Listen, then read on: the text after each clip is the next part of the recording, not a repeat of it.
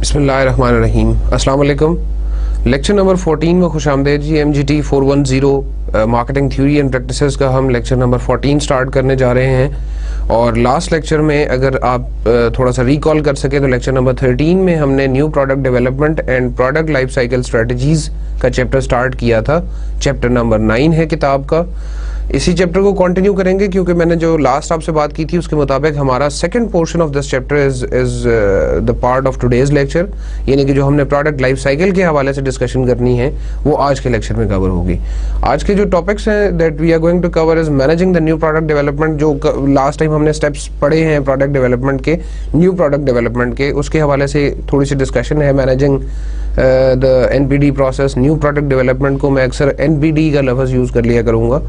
इसी तरह product life cycle strategies है नेक्स्ट हमारा टॉपिक, और last additional product and service considerations भी अब बात करेंगे। मैनेजिंग न्यू प्रोडक्ट डेवलपमेंट से पहले थोड़ा सा मैं आपको याद दिलाने के लिए ये फिगर दिखा रहा हूँ जी। ये न्यू प्रोडक्ट डेवलपमेंट प्रोसेस में the major stages in new product development है idea generation, idea screening, concept development and testing, marketing strategy development, business analysis, product development, testing, test marketing and commercialisation. तो ये 8 steps से गुजर के आपकी एक नई प्रोडक्ट बन रही है जो आइदर आप एडॉप्शन के तरीके से या आप NPD प्रोसेस को फॉलो करते हुए एक्विजिशन के तरीके से या आप न्यू प्रोडक्ट डेवलपमेंट प्रोसेस को फॉलो करते हुए आप अपनी जो प्रोडक्ट बनाएंगे। 2 तरीकों से बनी हुई इस प्रोडक्ट का आपके पोर्टफोलियो में जो एडिशन हो रहा है, आपके पोर्टफोलियो में जो इजाफा हो रहा है वो आपको प्रॉफिटेबिलिटी की तरफ लेके जाएगा। तो एक्विजिशन हमने देखा था कि एक्विजिशन एक तरीका है और NPD प्रोसेस दूसरा तरीका है। And in fact both of these methods are used to add more products, to add more services and products into the product line। आप अपने बिजनेस पोर्टफोलियो को बढ़ाना चाह रहे हैं तो आप उस वक्त इस प्रोसेस को फॉलो कर रहे होंगे। आज के पहले टॉपिक की तरफ जा रहे हैं जी हम। Managing new product development. Successful new product development should be customer centred, team centred और सिस्टमैटिक। जब आप न्यू प्रोडक्ट डेवलपमेंट, क्योंकि अब हम वो न्यू प्रोडक्ट डेवलपमेंट का प्रोसेस तो देख चुके हैं, पढ़ चुके हैं बड़ी डिटेल से, अब हम ये देखते हैं कि हम उस NPD प्रोसेस को किस तरह से मैनेज करेंगे। तो the product should be customer centric, team centric और सिस्टमैटिक। किसी भी तरह की आपकी प्रोडक्ट हो सकती है। आप थोड़ा सा डिटेल में जब इन चीज़ों को देखेंगे, जैसे ये कस्टमर सेंटर्ड की बात है या कस्टमर सेंट्रिक प्रोडक्ट है, तो customer centred new product mainly focuses on finding the new ways to solve customer problems and create more customer satisfying experiences and it begins and ends with solving the customer problems.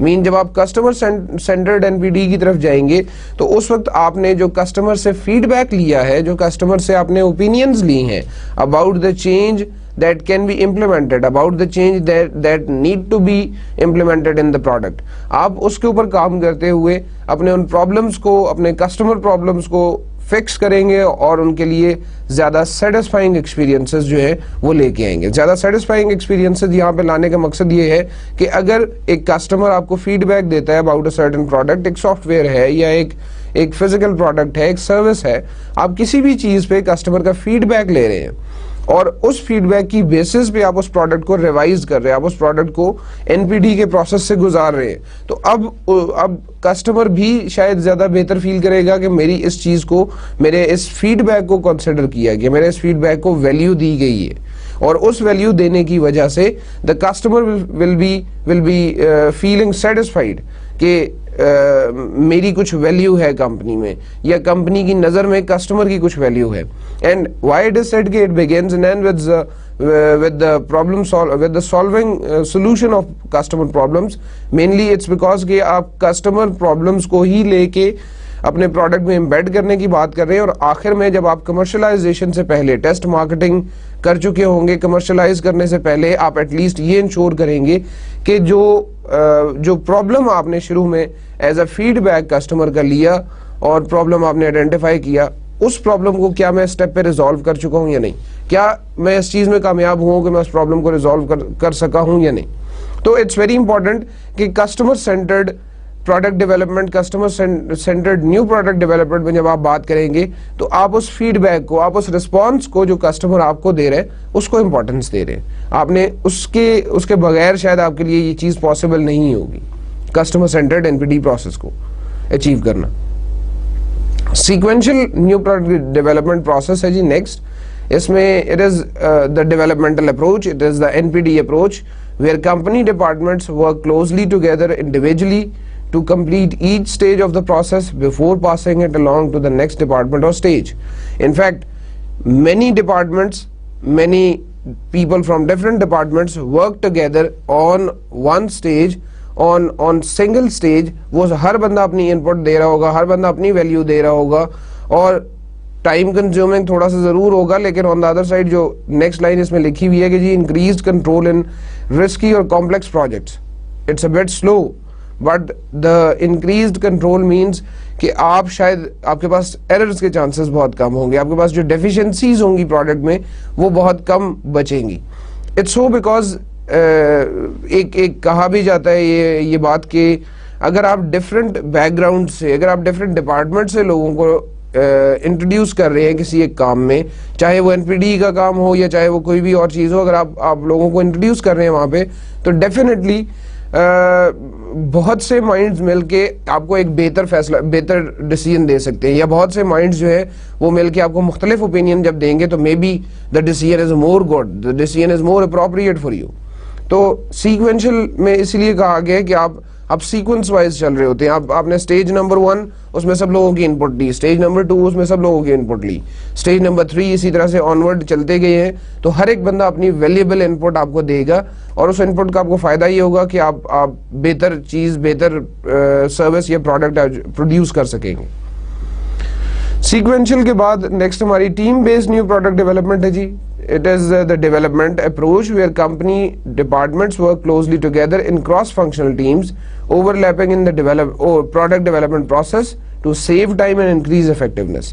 या पहली जो हमारी sequential थी वहाँ पे थोड़ा सा sequential और team में difference यही है कि sequential में थोड़ा सा time ज़्यादा लगता है while team base में थोड़ा सा time कम लगता है। team base में शायद आप मुख्तलिफ टीम्स को मुख्तलिफ प्रोजेक्ट्स पे लगा देते हैं, ये मुख्तलिफ टीम्स जो है they cross departmental teams work together and achieve a common task of product development, of new product development. It's so because they need to save time and they need to increase the effectiveness. वो effectiveness को बढ़ाने के लिए और time बचाने के लिए हम टीम्स में डिवाइड करके लोगों को, teams made up of cross functional people. Cross functional का मतलब यहाँ पे ये है कि people from different functions, and when studying the management sciences, when studying the business courses, जब आप फंक्शनल एरियाज की बात करते हैं तो ऑर्गेनाइजेशन के पर्सपेक्टिव से फंक्शनल एरियाज आपके वो डिपार्टमेंट्स हैं, यानी कि मार्केटिंग का डिपार्टमेंट है तो वो एक फंक्शन होगा, फाइनेंस का डिपार्टमेंट है तो वो दूसरा फंक्शन होगा, अकाउंटिंग का डिपार्टमेंट है वो तीसरा फंक्शन होगा। इसी तरह से people from different functional areas और people from different departments, they are divided into the teams, they are combined in a team and they are said to work over the overlapping product development process steps, overlapping product development process. It's so because मैंने पहले भी बताया time और effectiveness, हमने time बचाना है और effectiveness बढ़ानी है। Systematic new product development है जी next. It is an innovative development approach that collects, reviews, evaluates and manages new product ideas. Basically it creates an innovation oriented culture, yields a large number of new product ideas. All together जो आपने अभी process देखा था वो एक systematic process है, जो हमने एनपीडी के प्रोसेस देखे है या न्यू प्रोडक्ट डेवलपमेंट की हमने जो फिगर बनाई थी जिसमें 8 स्टेप्स डिफरेंट इंक्लूड किए, तो अब वो एक सिस्टमेटिक अप्रोच, इस वजह से है कि हर एक बंदा अपने हिस्से का काम उसमें करता जाएगा। इनफैक्ट यहाँ पर थोड़ा सा डिफरेंस जो है वो ये है कि it is a great factor, जो जिसको हम इनोवेशन का नाम देते हैं, ये क्रिएटिविटी का नाम देता है। This great factor is added into the process. every person is said to be innovative in nature or innovative in his or her thoughts, और वो इनोवेशन जो है वो आप डिफरेंट जगह से डाटा कलेक्ट कर रहे होंगे, आप उनकी अप्रोचेस कलेक्ट कर रहे होंगे, आप उनके जो उन्होंने रिव्यूज दिए हैं अबाउट द प्रोडक्ट वो कलेक्ट कर रहे होंगे और उसके बाद उसको एवेल्युएट करेंगे, मैनेज करेंगे न्यू प्रोडक्ट आइडियाज की फॉर्म में। ये आपके जो जी कुछ न्यू प्रोडक्ट डेवलपमेंट के तरीके हैं। जब हम मैनेजिंग की बात करते हैं तो उस वक्त हम इन पे डिस्कशन कर रहे होते हैं।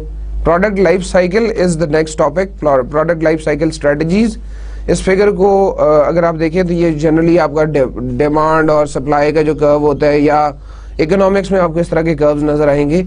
आप अगर अपने लेफ्ट साइड पे एक लाइन, आप इस जगह पर अगर देखेंगे तो ये जो लाइन है यहाँ पर, this is your origin point, this is your main starting point. यहाँ से नीचे जो है आपके पास लॉस है। अगर आपकी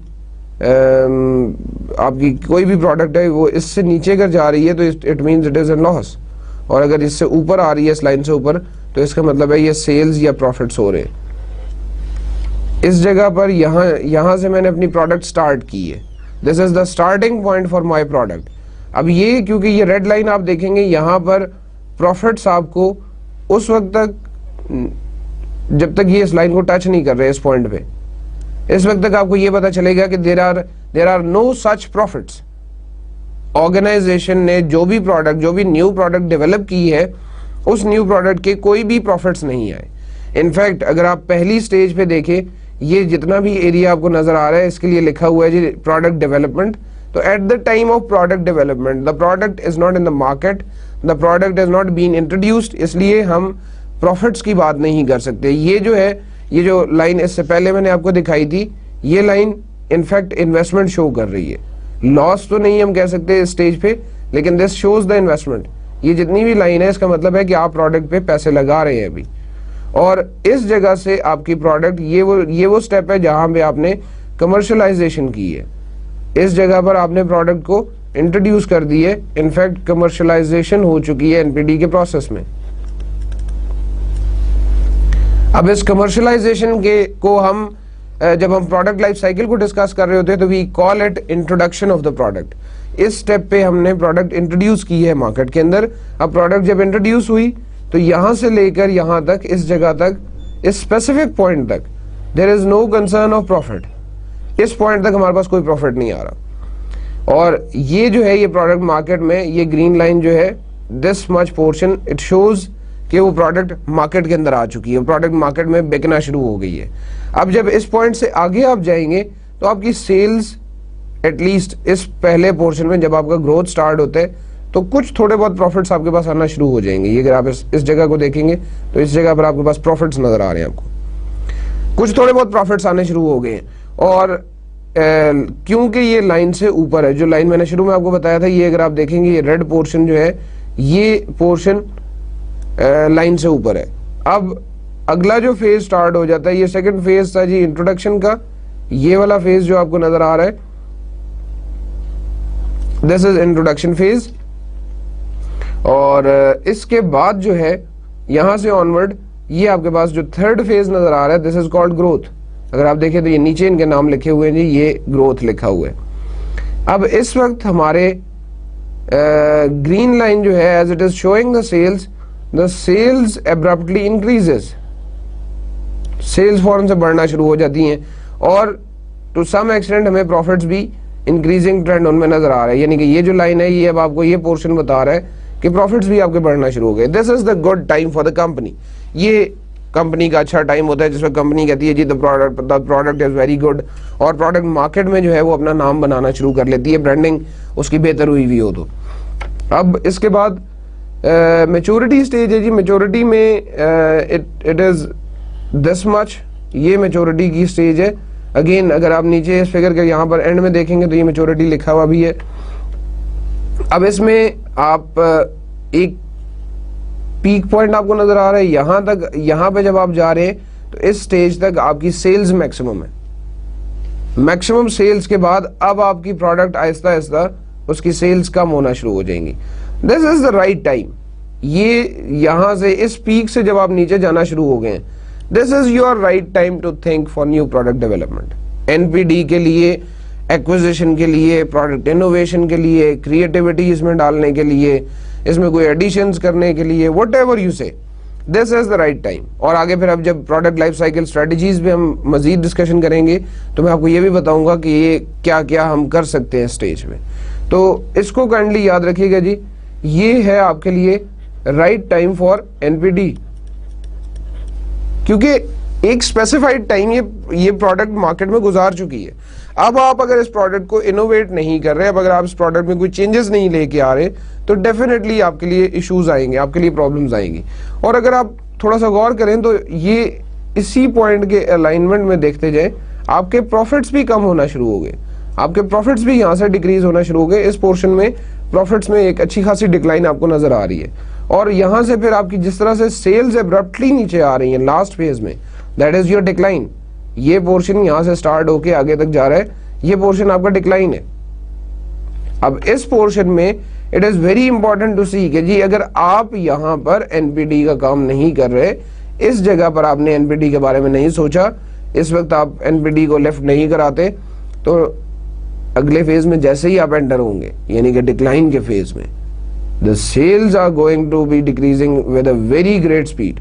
बहुत ही तेजी से ये सेल्स गिरना शुरू हो जाएंगे। इसी तरह से प्रॉफिट्स भी एब्रप्टली नीचे आ रहे हैं। ये अगर आप देखें तो ये प्रॉफिट्स का पोर्शन ये एब्रप्टली नीचे आया है, और this at this point of time एक स्टेज ऐसी भी आ जाती है जब यहां से अगर आप इस पॉइंट से आगे कंटिन्यू करें तो आपकी सेल्स जो है वो डिक्रीज होना शुरू हो जाएंगे, सेल्स जो है वो नीचे जाना शुरू हो जाएंगी, प्लस आपके प्रॉफिट्स भी नीचे जाना शुरू हो जाएंगे। In fact, in other words, what we can say is after that point the product will be demanding more investment from you. Product will be saying कि जी और पैसे दो मुझे अगर इस प्रोडक्ट को चलाना है, और आप किस वक्त तक या कितनी आपकी टाइम लिमिट क्या है कि आप किस वक्त तक एक प्रोडक्ट को अपनी जेब से इन्वेस्टमेंट उस पर करते रहेंगे। एक स्टेज ऐसी जरूर आनी चाहिए जिस वक्त आप ये सोचे कि अब ये प्रोडक्ट मुझे बंद कर देनी चाहिए। तो अगर आपने वो प्रोडक्ट बंद करनी है या अगर आपने वो प्रोडक्ट उसमें कोई इनोवेशन लेके आनी है, तो why are you waiting for this time?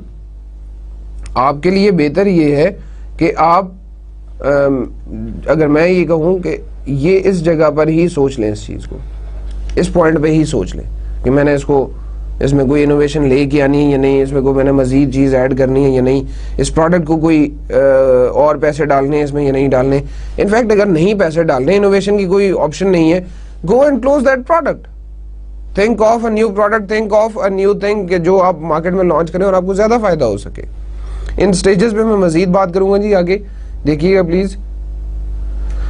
Product development, introduction, growth, maturity, decline, मैंने कोशिश की थी उस फिगर के थ्रू आपको काफी कुछ समझाने की, लेकिन स्टिल प्रोडक्ट डेवलपमेंट क्या है? Sales are zero and investment cost mount. Investment cost बढ़ती जा रही है, आपकी सेल्स जो है वो जीरो है। सेल्स का कॉन्सेप्ट नहीं है प्रोडक्ट डेवलपमेंट में, बिकॉज इन्वेस्टमेंट अभी आप कर रहे हैं, अभी आप प्रोडक्शन की तरफ जा रहे हैं। Introduction, slow sales growth and profit are non existent. Slowly आपकी सेल्स बढ़ना शुरू होती हैं and you can not think of के इस स्टेज पे आपको प्रॉफिट्स मिल सकते हैं। रीजन उसकी ये है, कन्वेंशनली जो हम लोग अपने आम फहम में बात करते हैं कि you can not expect profits from any business, any type of business in the start at least for 6 months और फॉर 1 year। 6 महीने से 1 साल तक आपको उस बिजनेस को अपनी जेब से खिलाना पड़ता है। ये तो वो कन्वेंशनल जो एक सोच है या कन्वेंशनल जो बात है वो मैंने आपको बता दी है, लेकिन किताब भी इस चीज को प्रूव कर रही है। किताब भी इस चीज पे मानती है कि अगर आप इंट्रोडक्शन के फेज में देखेंगे तो आपके पास स्लोली सेल्स आपकी आना शुरू हो गई हैं, सेल्स आपको नजर आना शुरू हो गई हैं, but the fact that the profits they are non existent, it is not possible कि प्रॉफिट शुरू हो जाए। Growth is the third stage जिसमें rapid market acceptance and increasing profits. अच्छा, ऐसा भी हो सकता है कि जब आप इंट्रोडक्शन पे जाएं तो आपकी प्रोडक्ट वहां पे फेल हो जाए। It may be the case कि वहां से लोगों की एक्सेप्टेंस नहीं आई, मार्केट एक्सेप्टेंस नहीं आई और प्रोडक्ट फेल हो गई है। तो अब हम एज्यूम कर रहे हैं कि जी ये न्यू प्रोडक्ट की मार्केट एक्सेप्टेंस आ जाती है या मार्केट एक्सेप्टेंस हमें मिल जाती है। Rapid market acceptance and increasing profits, the best time for the company के लिए आइडियल टाइम है जी, बहुत अच्छे प्रॉफिट्स आ रहे हैं, बहुत अच्छे पैसे कमा रहे हैं। तो अब ग्रोथ में company enjoys a lot. Growth में कंपनी शायद ये समझती है कि जी ये प्रोडक्ट जो है ये शायद और ऊपर जा सकता है, और उसके लिए वो मेहनत भी करते हैं, उसके लिए वो सेल्स टीम को हायर कर लेते हैं, उसके लिए उसकी स्ट्रेटजीज बन रही हैं, उसके लिए डिफरेंट कैंपेन्स हो रही हैं, एडवर्टाइजमेंट्स उसकी आ रही हैं, थिंग्स लाइक दैट। फिर इसके बाद जब मैच्योरिटी है तो slow down in sales growth and profits level off और डिक्लाइन, कि या तो आपका प्रॉफिट लेवल जो है वो ऑफ हो जाता है या डिक्लाइन पे चला जाता है। एक खास स्टेज है मैच्योरिटी की जिसके बाद आपकी प्रोडक्ट में डाउनफॉल आना शुरू हो जाता है, आपकी प्रोडक्ट जो है वो नीचे की तरफ आना शुरू हो जाती है, उसकी सेल्स कम होना शुरू हो जाती हैं as well as the profits, sales और प्रॉफिट्स दोनों कम होना शुरू हो जाते हैं। Decline is the last thing जी, डिक्लाइन इस स्टेज में the sales fall off and profits drop. So before the decline, again repeating the same thing, before the decline, at the maturity stage, when you feel there is a decline starting in the profits and the sales, you have to think about NPD again. You have to think about the new product development again. अब मैं थोड़ा सा अगर पिछले lecture आपको याद होगा तो मैं इस चीज को कनेक्ट कर रहा हूँ कि NPD is not always developing a new product, but it is changing or modifying any product.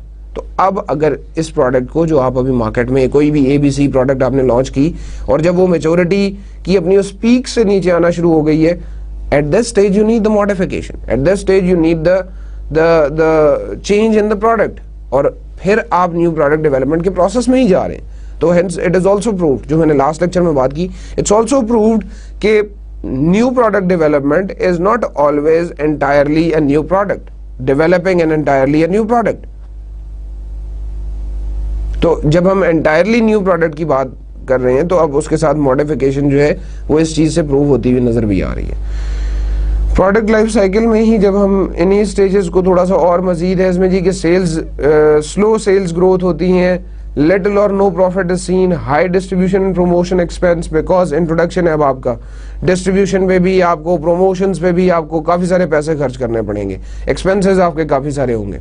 Little और नो प्रॉफिट, एबनॉर्मली लो प्रॉफिट्स आपके होंगे। एबनॉर्मली लो से मेरा मतलब ये है कि शायद आप अगर 100 यूनिट्स एक प्रोडक्ट के बेच रहे हैं तो उस पर आपको पर यूनिट 1 रुपए, 1.5 रुपए, 2 रुपए बच रहे होंगे। रीजन उसकी ये है कि अभी आप प्रोडक्ट को फुली मार्केट में वो एक्सेप्टेंस आपको नहीं मिली उस मार्केट में, या आपकी प्रोडक्ट जो है वो इतनी ज्यादा कॉमन नहीं हुई लोगों में। इट टेक्स टाइम कि आपकी प्रोडक्ट जो है वो लोग समझना शुरू करें, लोग उसको खरीदना शुरू करें। तो इंट्रोडक्शन में मे बी फ्री सैम्पलिंग भी आप कर रहे हैं, अगर आपके 100 यूनिट्स बिक रहे हैं तो 200 यूनिट्स आप फ्री लोगों में बांट रहे हैं। अभी रिसेंटली डॉन ने अपने ready to eat food start किया है KNN के कंपटीशन में, तो डॉन जो है वो फ्री सैम्पलिंग कर रहा है। तो इस वक्त डॉन की वो ईटेबल्स जो हैं या रेडी टू ईट फूड जो है, ready to cook food even उसको कह सकते हैं, वो रेडी टू कुक फूड शायद इंट्रोडक्शन की फेज में होने की वजह से उन्हें कोई प्रॉफिट नहीं दे रही होगी। वाइल अगर हम डॉन ब्रेड की बात करें या हम डॉन के रस्क की बात करें तो ये ऐसी प्रोडक्ट्स है कि जिन्होंने मार्केट में एक नाम बना लिया है। या डॉन के जो बंद आ रहे हैं हमारे पास उनकी हम बात करें तो उन्होंने बहुत नाम बना लिया मार्केट में। अब ये जो रेडी टू कुक फूड है, रेडी टू ईट फूड है, इसको थोड़ा सा टाइम लगेगा। इस स्टेज पे it is not possible for Dawn to expect profits from those ready to cook foods.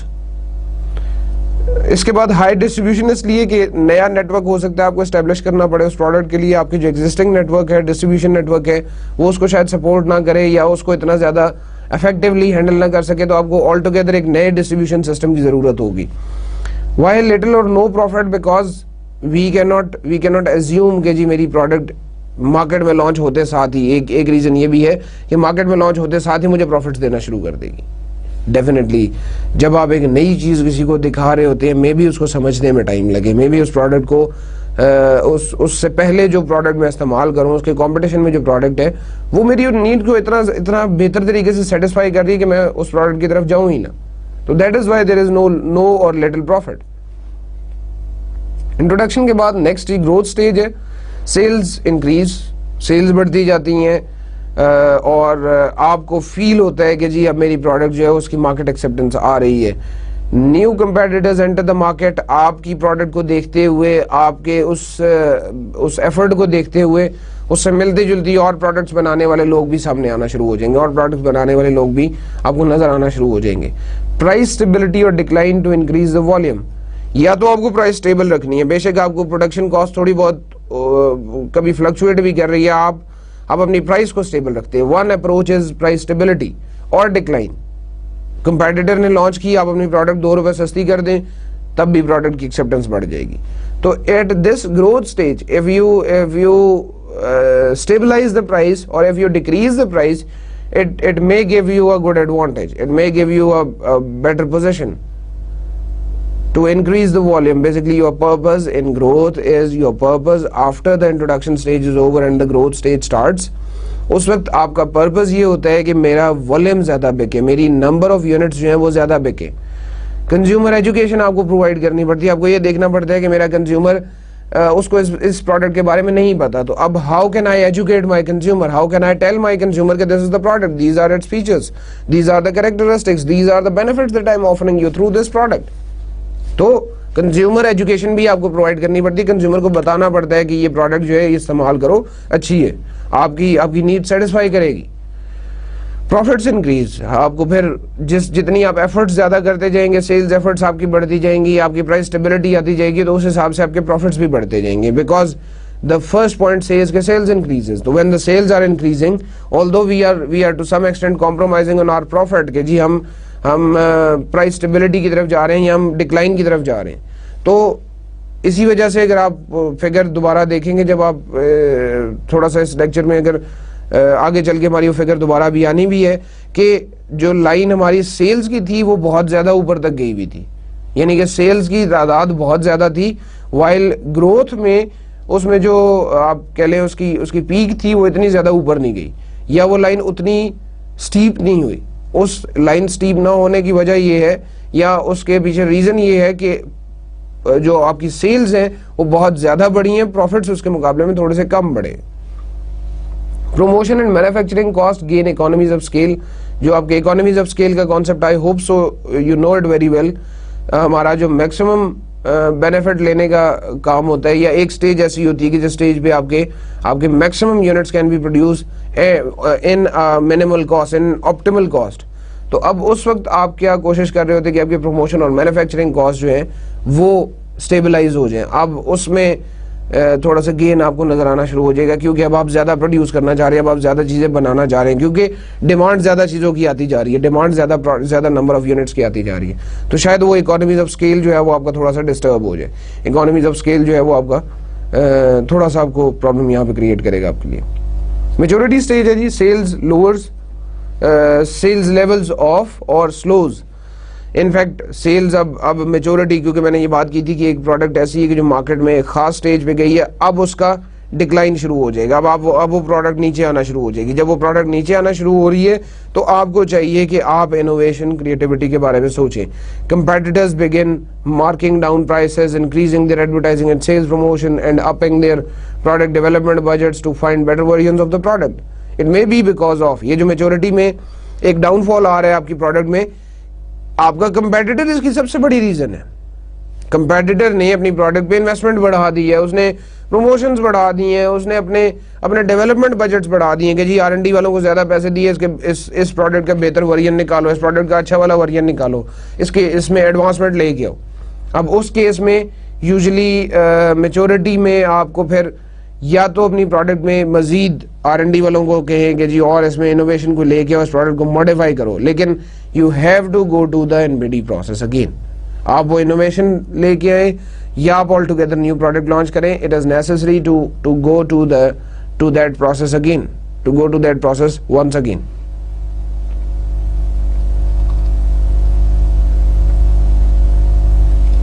Maturity की मॉडिफाइंग स्ट्रेटजीज है, जो मैंने अभी मॉडिफिकेशन की बात की है कि मेच्योरिटी में मॉडिफिकेशन की जरूरत पेश आती है।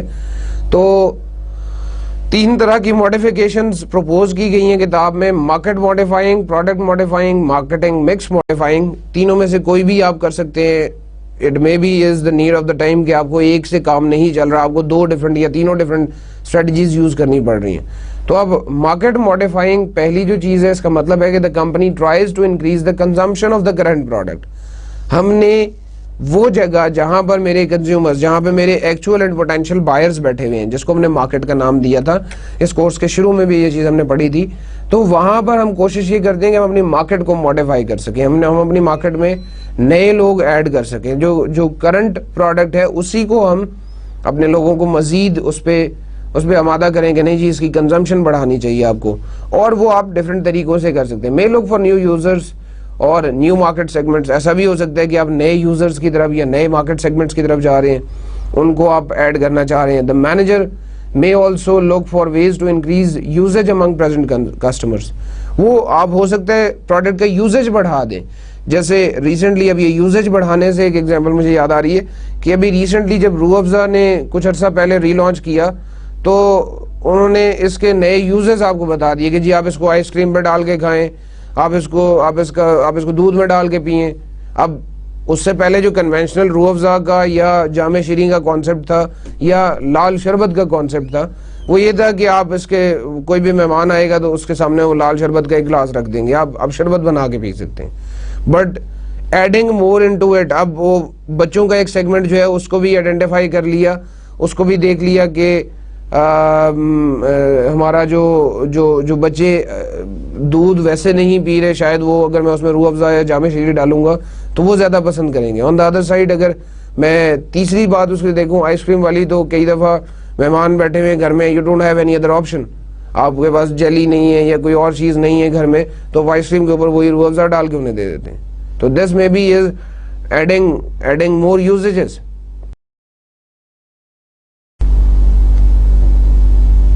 Product modifying है जी नेक्स्ट स्टेज। प्रोडक्ट मॉडिफाइंग में we talk about changing characteristics such as quality, features, style और packaging to attract new customers and to inspire more usages. अब आप प्रोडक्ट की ओवरऑल लुक चेंज करने की बात करें। पहले में हमने मार्केट चेंज की। मार्केट चेंज करने का मतलब जो कस्टमर्स हैं आपके, उनको बताया कि जी there is a change that is provided for you, और हो सकता है आपके वो number of customers getting that product वो अब उसकी बजाय ज्यादा हो जाएंगे। अब बहुत से ऐसे लोग जो कि पहले आपके नॉन यूजर्स थे, they are converted into the users. तो प्रोडक्ट मॉडिफाइंग में, प्रोडक्ट मॉडिफिकेशन में you change the characteristics, you change the quality, the features, the style, the packaging, and you attract more customers और you inspire the more usages. बहुत से ऐसे products हैं कि जो अपने पैकेजेस जो है उनको कुछ अरसे बाद चेंज करते हैं, उनकी अपनी जो रैपिंग है उस रैपिंग को चेंज कर लेते हैं। And this may give a feeling to the consumers. हो सकता है उसके एक्चुअल जो परफॉर्मेंस लेवल है, अगली बात जो की हुई है durability, reliability, speed and taste की, हो सकता है आपने उस पर इतना ज्यादा कंसर्न ना शो किया हो, आपने सिर्फ उसकी पैकेजिंग ही चेंज की, अंदर प्रोडक्ट वही है। लाइक एक बहुत कॉमन एग्जांपल है कि बिस्किट्स के साथ एक यूजुअली इशू ये होता था कि वो आपने जैसे ही खास तौर पे जो हाफ रोल्स हैं आपके, वो हाफ रोल जैसे ही आपने खोला, मेहमान बैठे हुए हैं दूसरे कमरे में और आपने वो हाफ रोल खोला और उसमें से मैक्सिमम बिस्किट टूटे हुए, और वो मैक्सिमम बिस्किट टूटे हुए हैं, आप मेहमानों के सामने बिस्किट टूटे हुए भी नहीं रख सकते, और आपके पास अगर लेट से कोई और हाफ रोल भी नहीं है तो you still have to wait for 10-20 more minutes के कोई बच्चा जाएगा, जाके मार्केट से बिस्किट खरीद के लेके आएगा। बेकरी ने ये काम किया और बहुत से बिस्किट्स ये काम करेंगे, उन दरमियान में एक उस हाफ रोल के अंदर ही एक प्लास्टिक की छोटा सा कंटेनर रख दिया, ट्रे एक रख दिया, उस ट्रे के अंदर बिस्किट्स डाल दिए। अब अगर बिस्किट गिरते भी हैं तो वो टूटते नहीं हैं। अब ये जो है ये शायद क्वालिटी वाइज या टेस्ट वाइज मैंने प्रोडक्ट के अंदर कोई चेंज नहीं की, मैंने उसकी पैकेजिंग के अंदर एक नई चीज ऐड कर दी है। And this may give a feeling to the consumer, यार दिस इज गुड बिकॉज यहाँ इसमें बिस्किट टूटे हुए नहीं होंगे, ये वाला बिस्किट ये नहीं खरीदना यार, इसमें वो ट्रे नहीं होती, टूटे हुए होंगे बिस्किट। रीजन के हो सकता है आप बड़े आराम से उसे हैंडल कर रहे हो, लेकिन जब वो चीज स्टोर में डिस्प्ले पे रखी गई है, उस वक्त किसी से गिरे या कुछ वट एवर रीजन, वो बिस्किट्स फैक्ट्री से जब लोड हो रहे थे उस वक्त टूट गए। अब ये एक बहुत कॉमन सी एग्जांपल है कि क्यों लोग या कैसे प्रोडक्ट मॉडिफिकेशन और ख़ास तौर पे उसके रैपिंग में आप कैसे मॉडिफिकेशन लेके आ सकते हैं। सेकंड चीज़ जो है might improve the durability, reliability, speed and taste. And many times you have seen the advertisement जिनमें कहा जाता है जी with improve taste, with improved formula, नए जायके के साथ। अब ये सारी जितनी भी बातें हो रही होती हैं उस वक्त आपको एक इंप्रेशन दिया जा रहा होता है कि I have changed my product and the new product has now these certain qualities. और अगर आप वो ड्यूरेबिलिटी, रिलायबिलिटी है, स्पीड है, टेस्ट है, इनफैक्ट आप परफॉर्मेंस के हवाले से किसी भी फैक्टर को ऐड कर रहे हैं, किसी भी फैक्टर को चेंज कर रहे हैं, तो this gives your customers an impression के my product is now available with an improved version। हो सकता है वो आपकी ग्रोथ जो है वो, या वो आपकी मेच्योरिटी की पीक जो है वो एक्सटेंड हो जाए। इनफैक्ट मेरे कहने का ये मतलब है कि अगर आपने जो फिगर थोड़ी देर पहले आपसे डिस्कस हुई थी वो याद हो, तो इस जगह पर मैंने कहा था कि जी ये वो पीक है कि जिसके बाद आपका डिक्लाइन शुरू हो गया, यहाँ पर डिक्लाइन है। तो अब इस तरह के काम करने से, इनफैक्ट मॉडिफाइंग स्ट्रेटजीज ऑप्ट करने से होगा क्या कि आपकी यही पीक जो है ये पीक एक्सटेंड हो जाएगी, यानी कि अब इसी की शक्ल ऐसे बन जाएगी। रीजन बीइंग, इस पॉइंट पे मैंने इनोवेशन लेके आया, यहाँ पर मैंने इनोवेशन लाई थी और मेरी उस पीक को उसने एक्सटेंड कर दिया, मेरी उस पीक को उसने बढ़ा दिया for certain period of time, मे भी ऐसे कर दिया। प्रोडक्ट ने डिक्लाइन पे जाना है लेकिन मैं इतना टाइम जो है इसमें और ऐड कर लिया मैंने अपनी मेच्योरिटी में, इतनी देर के लिए और मैंने अपनी प्रोडक्ट को मार्केट में बड़ी अच्छी तरह से एंटरटेन कर ली है। मार्केट में वो प्रोडक्ट अपना इंटेंडेड शेयर जो है वो उठा रही है। अब ये मकसद जो मॉडिफिकेशन का है वो यही है कि आप इस पीक को एक्सटेंड कर सके over a certain period of time, कि ये इतना टाइम मुझे और मिल गया इस प्रोडक्ट को मार्केट में रखने के लिए। आगे चलते हैं जी, जो हमारी नेक्स्ट टाइप है that is modifying the marketing mix, improve the sales by changing one or more marketing mix elements. I hope you remember and there is no use कि मैं दोबारा से वो सारी कहानी बताऊं। marketing mix elements जो है वो 4 हैं for products and 7 for the services। मैं 7 P's, although it's not part of this course, it's not included in this book, but I'll try to give you a small presentation of 7 P's in probably the start of the 4th part of this book, या आप ये कह लें कि 3rd के and में कहीं मैं उसको जरूर रखूंगा आपके लिए। 7 P's पे मैं थोड़ी सी बात कर लूंगा and this will not be the part of this book. आपको उन स्लाइड से और थोड़ा सा इंटरनेट से या किसी और किताब से, सर्विसेज मार्केटिंग की किताब उठा लें, वहां से आपको इस पे काफ़ी हेल्प मिल जाएगी। But I will be covering, I will try my level best कि जितना कॉम्प्रिहेंसिव तरीके से मैं 7 P's को कवर कर सकूं, कर सकता हूं, ज़रूर करूंगा। मॉडिफाइंग द मार्केटिंग मिक्स, तो वो 4 एलिमेंट्स यानी कि 4 P's या 7 P's, अब आप उनकी मॉडिफिकेशन की बात कर रहे हैं। As we still haven't covered in detail the 7 P's, तो अभी मैं 4 P's पे ही आपको रखता हूँ कि product, price, place, promotion. Product की कुछ चेंजिंग करना, प्राइस में कोई चेंजिंग करना, प्लेसमेंट में कोई चेंजिंग करना यानी कि अवेलेबिलिटी, आप प्रमोशन में कोई चेंजेस कर रहे हैं, आप उसके एडवर्टाइजिंग या मार्केटिंग एफर्ट्स जितने भी हैं, उसके जो प्रमोशंस के एफर्ट हैं, उन एफर्ट्स में कोई इंक्रीज लेके आ रहे हैं। अब उस मार्केटिंग मिक्स को थोड़ा सा रीडिज़ाइन करने से आपको फ़ायदा ये होगा कि आपकी शायद मेच्योरिटी स्टेज जो है उस पर ज़्यादा देर आप रह सकेंगे। आप अपनी मेच्योरिटी की पीक को, लास्ट फिगर में जो मैंने ड्रॉ भी किया जी, आप उस अपनी मेच्योरिटी की पीक को एक्सटेंड कर सकते हैं over a certain period of time. Can also move into new marketing channels to help serve new users.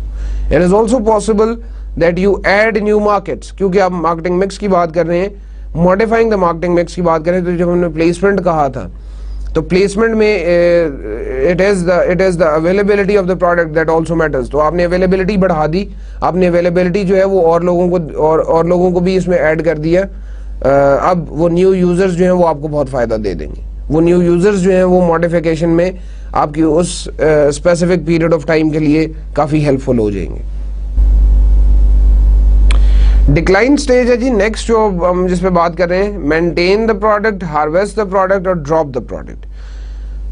I've seen in the majority stage it is possible through some modification strategies that I can have my product for over a certain period of time।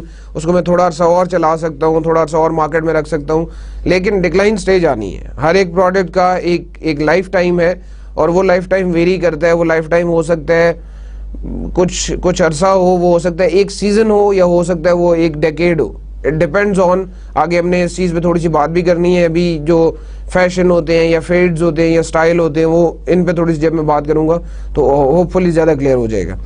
Maintain the product decline में है, लेकिन still I feel the management feels नहीं यार इसमें potential है product में, या ये गलती है, इस गलती को ठीक करके हम इसको दोबारा लेके आ सकेंगे, या मे बी वो किसी कंपेटिटर की वजह से इस तरह से अफेक्ट आ रहा है। वो कंपेटिटर कि जब प्रोडक्ट जो है वो लोअर हो करेगा प्राइस अपनी, तो मेरी प्रोडक्ट दोबारा बिकना शुरू हो जाएगी।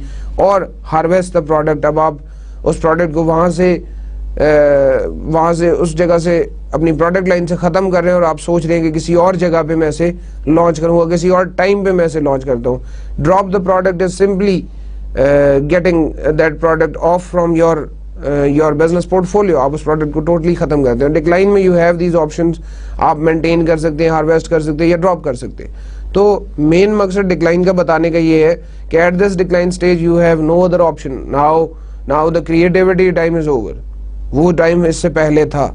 अब डिक्लाइन में जब आप एंटर हो गए या डिक्लाइन आपका शुरू हो गए, तो फिर प्रोडक्ट को दोबारा से उठा के अच्छे लेवल पे लेके आना इट्स नॉट पॉसिबल। हाँ, रीलॉन्च करें आप, कुछ अरसे के बाद आप दोबारा रीलॉन्च करते हैं, फिर शायद आपके लिए कुछ फ़ायदा हो जाएगा। In fact historical example is Dentonic. Dentonic tooth powder था, कुछ अरसा आपने देखा वो तमाम चीज़ें तकरीबन ख़त्म हो गई, ऑलमोस्ट डेंटोनिक टूथ पाउडर जो है वो ख़त्म हो चुका था, और फिर कुछ अरसा गैप के बाद दोबारा आपको वो डेंटोनिक टूथ पाउडर जो है अब टूथपेस्ट बन गया।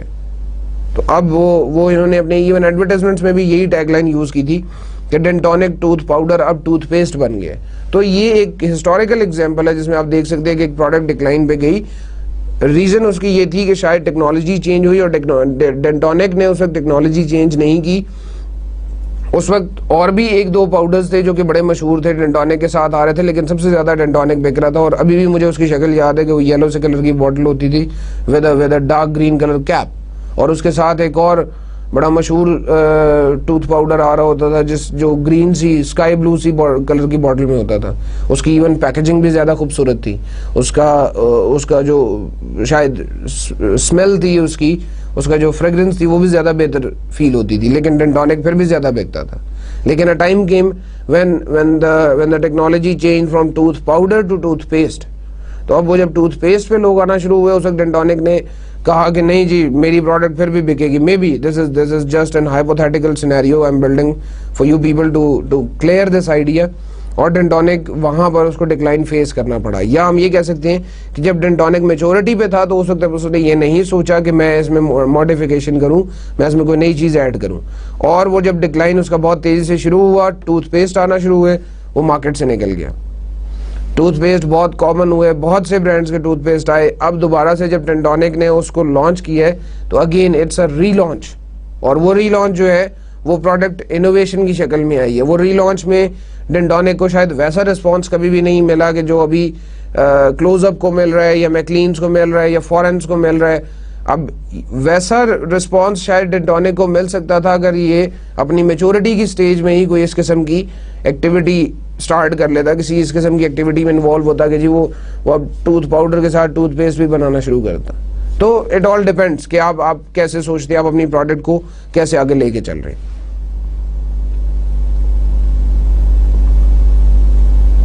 PLC concept, product life cycle concept, जो अभी हम काफी डिटेल से देख चुके हैं, can be applied to styles, fashion and fads. जो भी मैं आपसे बात कर रहा था, ये स्टाइल, फैशन और फेड्स तीन डिफरेंट चीजें हैं, और तीनों का मैंने एक फिगर के हिसाब से भी कंपैरिजन आपको दिखाना है। जी आगे, style, it's a basic and distinction mode of expression. Once a style is invented, it may last for generations. एक स्टाइल इन्वेंट हो जाता है, एक स्टाइल बन जाता है, तो वो एक लंबे अरसे तक चलता है, एक लंबे टाइम पीरियड तक चलता है, as compare to the fashion and fades.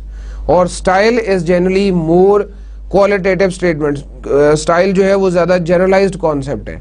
इसमें अब basic and distinct mode of expression की बात हो रही है कि आपका कोई एक मोड ऑफ एक्सप्रेशन है। जैसे कि अभी जो मैंने रिसेंट एग्जांपल आपको दी है, तो using the tooth powder was a style and using the toothpaste was a style. अब ये जो दो है, इनमें चेंज होने में it will take a lot of time, बहुत ज़्यादा टाइम लगेगा। फैशन जो है, इट इज़ करेंटली एक्सेप्टेड और popular style in a given field, while fashions tend to grow slowly, remain popular for a while and then decline slowly। आप usually जो आपके dressing के स्टाइल्स हैं, उन स्टाइल्स को आप देखें तो वो स्टाइल्स बहुत लंबे अरसे दे रहेंगे। यानी कि wearing a shirt, wearing a collar shirt जो है वो आपका स्टाइल है जो बहुत अरसे तक रहेगा। लेकिन उसी, अब मैं जेंट्स कॉलर्स की बात कर रहा हूँ, तो उसमें फिर again we have 2, 3, 4 types of collars, जिसमें वो फ्रेंच कॉलर है जी, वो फिर हमारे पास डबल 2 पीस कॉलर्स आ रहे हैं, इस तरह की ऑप्शन थे। तो एक वक्त था जिस वक्त फ्रेंच कॉलर बहुत ज़्यादा कॉमन हुआ था। फ्रेंच कॉलर शर्ट में जो है यूजुअली जो थोड़ा सा ज़्यादा वाइड होता है, मेरी शर्ट का कॉलर आपको नजर आओगे, दिस इज नॉर्मल कॉलर, तो वो थोड़ा सा इस जगह से ज़्यादा वाइड होता है, इस तरह से होता है। तो अब वो French collar it was a fashion that lasted over certain period of time, while on the other side अगर आप जो थर्ड इसकी चीज है that is fades, temporary period of unusually high sales driven by consumer enthusiasm and immediate product or brand popularity. A fade may be part of an otherwise normal life cycle or may comprise of a brand's or product's entire life cycle. ऐसा भी हो सकता है कोई brand आया, वो brand बहुत ज्यादा फेमिलियर हुआ, उसने एबनॉर्मल सेल्स की और एकदम से खत्म हो गया, तो that is called as fad. या ऐसा भी हो सकता है कि एक ब्रांड की या एक प्रोडक्ट की एक स्पेसिफिक एक नॉर्मल लाइफ साइकिल में एक स्पेसिफिक टेन्योर ऐसा है जिस वक्त उसकी सेल्स बहुत एब्रप्टली बढ़ गई हैं. Like the trend of wearing let's say jeans, उसमें जीन्स फॉर स्पेशली फीमेल्स, उसका ट्रेंड एकदम से बढ़ा और एकदम से अगर कम हो गया, let's say I am just assuming this example कि एकदम से ये ट्रेंड जो है वो इंक्रीज होता है और एकदम से ट्रेंड कम हो जाता है, तो वो फेड होगा. उसमें हमारा जीन्स से कोई जीन्स जो है इट इज अ स्टाइल, वो जीन्स जो है वो कभी भी इतनी जल्दी खत्म नहीं होगी जितना जल्दी एक फेड खत्म होगा. While wearing jeans in formal office environment, और वो एक फेड हो सकता है कि जी एक स्पेसिफिक टाइम पीरियड तक बहुत तेजी से ये फैशन आया, ये ट्रेंड आया और ये ट्रेंड एकदम से खत्म हो जाता है. यानी कि सेल्स उस वजह से भी बढ़ेंगी कि आप ऑफिस एनवायरनमेंट में वो पहनना चाह रहे हैं. ऑन द अदर साइड जब आप फैशन की बात करेंगे तो वो स्टाइल और फेड के दरमियान में है. वो इस तरह से होगा कि जीन्स में अगेन कुछ अर्सा पहले तक थोड़ी सी जरा मोटी सिलाइयों वाली जो जीन्स है वो कॉमन हो रही थी, फिर उसके बाद ऐसी जीन्स आई कि जो जिसमें सिलाइयाँ नज़र नहीं आ रही होती थी, वो यूजुअली ड्रेस पैंट की तरह से सिली हुई होती थी. फिर इसके बाद अब दोबारा से वो कन्वेंशनल जो जीन्स का स्टाइल है जिसमें साइड पे आपको सिलाई नज़र आ रही होती है, लेकिन अगेन वो वैसे मोटे धागे वाली नहीं है, पतले धागे वाली है. अब ये चीज़ें जो हैं ये आपके फैशंस होंगे. तो अब इन स्टाइल, फेड और फैशन को इस तरह से आप देख सकते हैं कि style is normally a very qualitative, a very bigger terminology, while fashion उसके अंदर आएगा और फैशन का टाइम पीरियड कम होगा. और फेड जो है वो एबनॉर्मली हाई सेल्स करके एकदम से खत्म हो जाने वाली चीज़ है. इसी को मैं यहाँ पे इन 3 फिगर से आपको दिखा रहा हूँ. ये पहले में स्टाइल जब आप कहेंगे तो स्टाइल में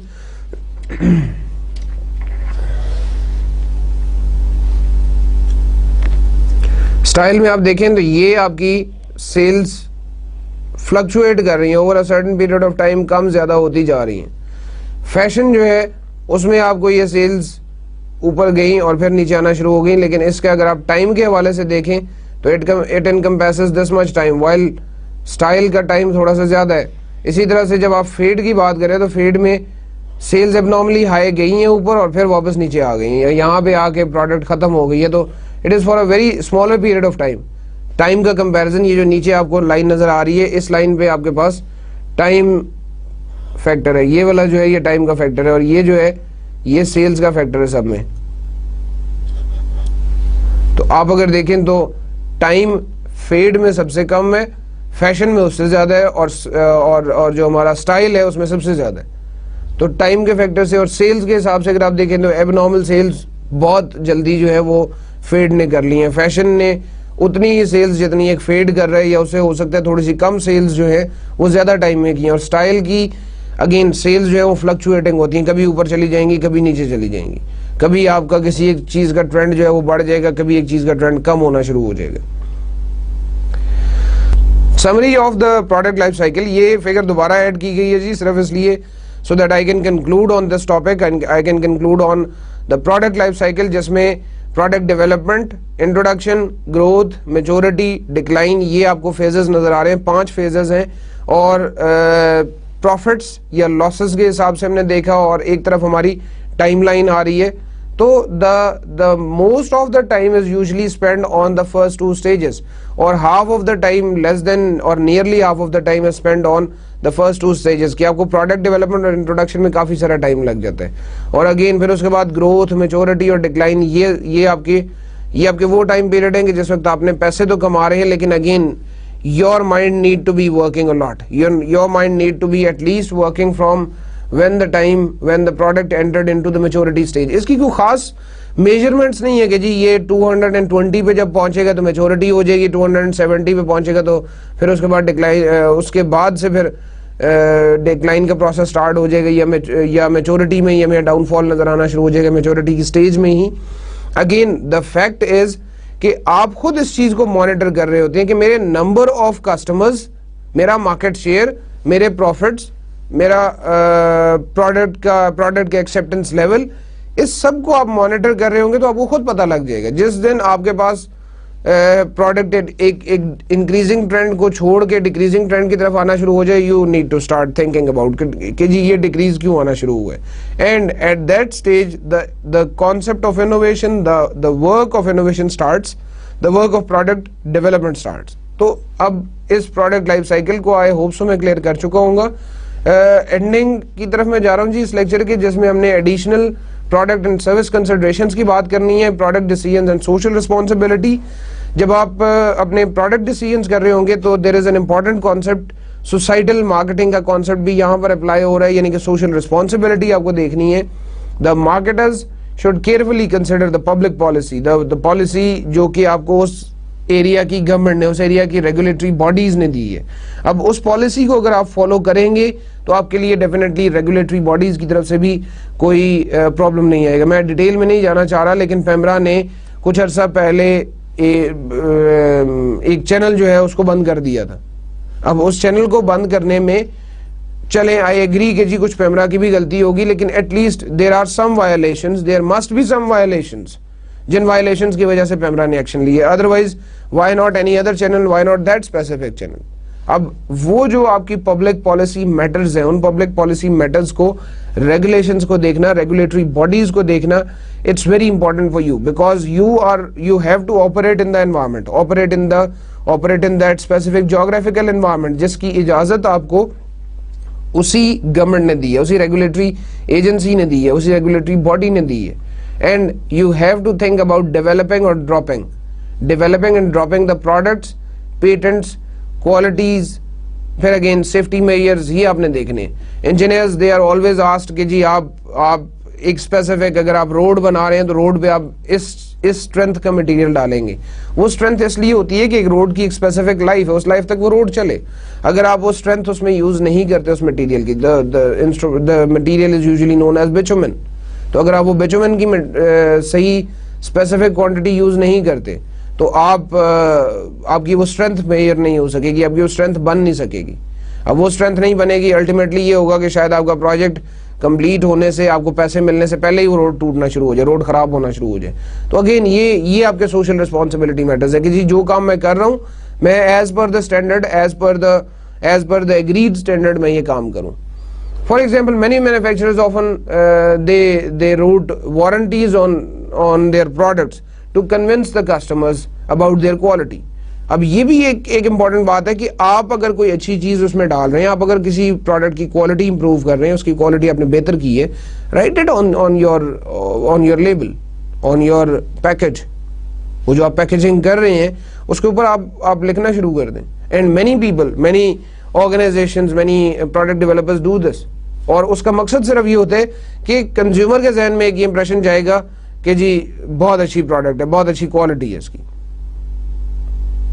international product and service marketing, इसमें कुछ चैलेंजेस हमारे पास आते हैं जब हम इंटरनेशनल प्रोडक्ट की या सर्विस मार्केटिंग की बात करते हैं। तो determining what the products and services to introduce in which countries एक इंपॉर्टेंट डिसीजन है एक ऐसी कंपनी के लिए कि जो ग्लोबली काम कर रही है, जो कि जिसने लेट्स से पाकिस्तान में एक प्रोडक्ट लॉन्च करनी है, तो उसको ये बड़ी डिटेल से देखना पड़ेगा कि क्या चीज़ें, किस किस्म की प्रोडक्ट में इंट्रोड्यूस करूँगा, कौन सी चीज़ जो है वो मुझे यहाँ पे फ़ायदा देगी, कौन सी चीज़ नुकसान देगी। Like many foreign direct companies या फॉरेन डायरेक्ट इन्वेस्टमेंट बहुत सी कंपनीज के थ्रू हमारे यहाँ पाकिस्तान में आई हुई है, आ रही है। और I wish, I pray for this कि जी अल्लाह करे और मज़ीद आती रहे, so that we can progress. और ये foreign direct investment is one of the major factors की जो इकोनॉमी को, आपके मुल्क को ग्रोथ की तरफ लेके जाता है। अब ये इंट्रोड्यूस करना कि ये चीज़ देखना कि जी टेलीकॉम फर्म कोई आ रही है लाइक जोंग या टेलीनॉर है या वारिद है, या आप कोई ऑयल एंड गैस की एक्सप्लोरेशन के लिए कुछ लोगों को लेके आ रहे हैं, या आप कोई भी और ऑर्गेनाइजेशन आपके मुल्क में फॉरेन डायरेक्ट इन्वेस्टमेंट लेके आ रही है, तो उसको ये देखना पड़ेगा कि पाकिस्तान का एनवायरनमेंट कैसा है, पाकिस्तान में सीजन्स कैसे आ रहे हैं। In fact the climate as well as the environment. Climate देख लिया, क्लाइमेट के हिसाब से स्टडी कर ली, अब एनवायरमेंट देखेंगे, उसमें कस्टमर्स देखेंगे, रेगुलेटरी बॉडीज देखेंगे, इन सब चीज़ों को देखने के बाद वो लॉन्च करने के बारे में सोचेंगे। इसी तरह पाकिस्तान की कोई कंपनी अगर किसी बाहर किसी मुल्क में काम करने के लिए जाएगी तो उसको ये सारे कंस्ट्रेंट्स देखने पड़ेंगे।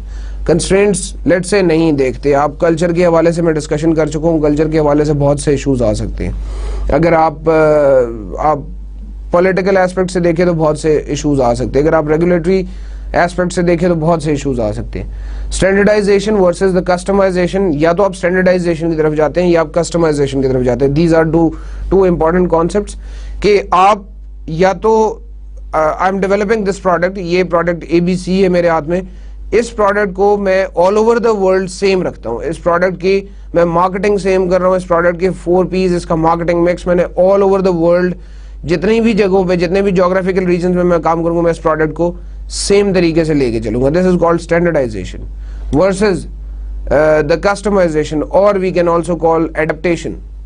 जब हम कस्टमाइजेशन की, एडेप्टेशन की बात करते हैं तो उसका मतलब ये है कि आप जिस स्पेसिफिक मुल्क में जा रहे हैं वहां पे इस ABC प्रोडक्ट में कुछ चेंज आपको लेके आनी पड़ेगी बिकॉज ऑफ द फैक्टर्स जिसपे मैं अभी थोड़ी देर पहले बात कर चुका हूँ। May be the cultural, may be the climate factor, may be the environment factor, कोई भी चीज हो सकती है, उसकी वजह से मुझे इसमें चेंज लेके आनी पड़ेगी, मुझे इसकी मार्केटिंग एक्टिविटी में चेंज लानी पड़ रही है। अब वो सारी चीजें जो है वो आपकी कस्टमाइजेशन या एडेप्टेशन की तरफ आपको लेके जाती है। इनफैक्ट ऐसा भी हो सकता है like in case of India and Pakistan की जी, बहुत सी चीज़ें यहाँ पर अवेलेबल हैं, बहुत सी चीज़ें यहाँ पर अलाउ है खाना और बहुत सी चीज़ें इंडिया में अलाउ नहीं है खाना। इसी तरह इंडिया वाले बहुत सी चीज़ें ऐसी अपने फूड में यूज़ कर रहे हैं जो कि मुस्लिम ममालिक इस्तेमाल नहीं कर सकते, या बहुत से और नॉन मुस्लिम्स जो है वो ऐसी फूड प्रोडक्ट्स इस्तेमाल कर रहे हैं कि जो हम पाकिस्तान में या किसी भी मुसलमान मुल्क में यूज़ नहीं कर सकते। तो that companies need to be following adaptation, उनको पाकिस्तान के लिए एडवर्टाइजमेंट्स भी दोबारा बनाने पड़ेंगे। इवन मुस्लिम कंट्रीज की अगर हम बात कर लें तो मुस्लिम कंट्रीज के लिए एडवर्टाइजमेंट्स दोबारा बनाने पड़ेंगे, उस प्रोडक्ट को रीडिज़ाइन करना पड़ेगा। पैकेजिंग और लेबलिंग का बड़ा फर्क आता है कि आपको हो सकता है कि आप ऑल ओवर द वर्ल्ड, ऐसा भी पॉसिबल है कि आप पैकेजिंग और लेबलिंग अपनी एक जैसी ही रखते हैं, और ये भी पॉसिबल है कि आप अपनी पैकेजिंग और लेबलिंग को चेंज करते हैं as per the country, as per the geographical reason.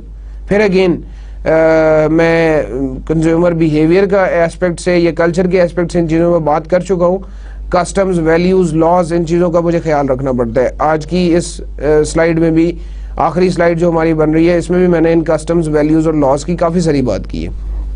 ये जितनी भी आज की डिस्कशन हमारी हुई है, और ये आखिरी बात मैं कर रहा हूँ about international product and marketing, service marketing challenges, तो मकसद इस सब के बताने का ये है कि आप जब प्रोडक्ट डेवलपमेंट, आप जब न्यू प्रोडक्ट डेवलपमेंट या प्रोडक्ट लाइफ साइकिल को स्टडी कर रहे होंगे तो there are some other constants also. You can not do NPD, you can not perform new product development process in isolation.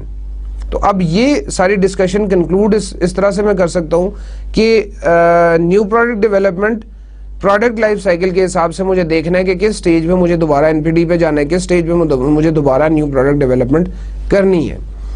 आज का लेक्चर मैं यहाँ पे ख़त्म कर रहा हूँ जी। अब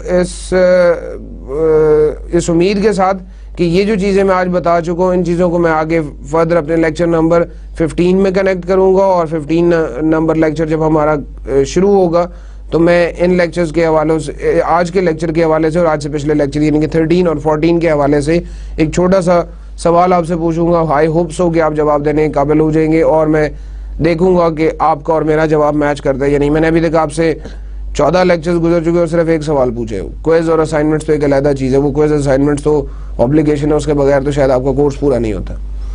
टिल देन अल्लाह हाफिज़ जी। मैं अब ये लेक्चर ख़त्म कर रहा हूँ। लेक्चर नंबर 14 से आपको खुदा हाफिज़ कहूँगा। Thank you very much. अल्लाह हाफिज़।